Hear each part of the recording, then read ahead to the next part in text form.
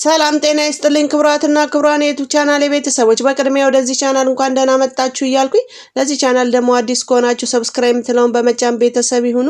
እንዲሁም ዘወትር የምለቃቸው ቪዲዮዎች ቶሎ ወደ እናንተ እንዲደርስ የደወል ምልክቷን መጫን አይዘንጉ። አብራችሁን ቆዩ። እናታችን ቅድስት ድንግል ማርያም ከክፉ ነገር ሁሉ ትከልለን፣ ምልጃዋና ረድኤቷ አይለየን። በመጽሐፍ ቅዱስ የእናታችን የቅድስት ድንግል ማርያምን ያህል ትንቢት የተነገረላት ስለሷ የተጻፈላት ሴት የለችም። በብሉይ ኪዳን መጻሕፍት ብዙ ምሳሌዎች ተጠቅሰዋል።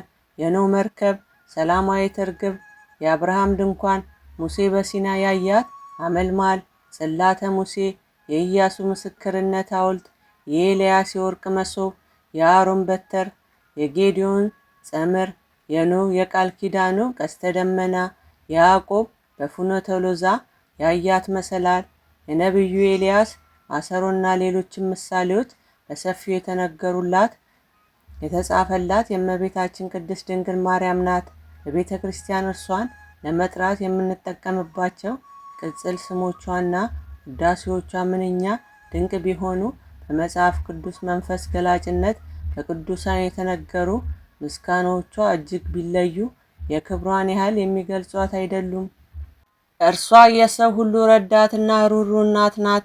የብርሃን የምህረት የድህነትና የአማናዊ ወይን እናት ናት። ከንጉሥ በስተቀኝ የምትቆም ንግሥት እሷ ናት። በመስቀል ስር የተቀበልናት የሁላችንም እናት እሷ ናት። እርሷ ዘላለማዊ ድንግል ናት። እርሷ የእግዚአብሔር ጸጋ የሞላባት ንጽሕ ቅድስት ድንግል ናት። ከፍጥረት ሁሉ ተለይታ ወላዲተ አምላክ ለመሆን የተመረጠችበት አንዱ ምክንያት እመቤታችን እጅግ ትሑት ፍጽምት ንጽሕት ስለሆነች ነው።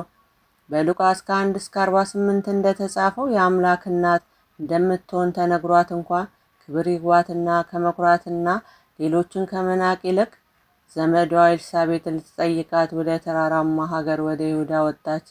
ከኤልሳቤጥም ፍጹም ምስጋና በማኅፀኗ ያለው ዮሐንስ የሰላምታ ድምጿን ሰምቶ መዝለሉን ከሰማችበት በኋላ የባሪያይቱን መዋረድ ተመልክቷልና በማለትም በትህትና ምስጋናዋን አቀረበች እንጂ የትዕቢት ቃል ከአፏ አልወጣም።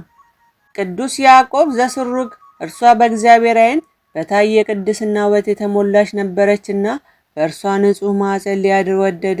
እንደ ድንግል ማርያም ራሱን ዝቅ ያደረገ ትሑት ማንም የለም ይላል።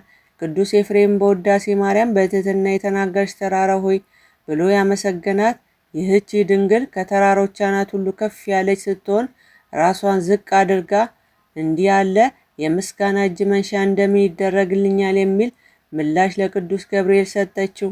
እመቤታችን ቅድስት ማርያም ዓለምን ፈጥሮ የሚገዛው አምላክ ልጇ ነውና ማርልኝ ስትለው ምልጃው ፍጹም ነው። በእግዚአብሔር መመረጧ ከሴቶች ሁሉ መለየቷ የመንፈስ ቅዱስ ማደሪያ መሆኗ ይህን ክብር አጎናጽፏታልና።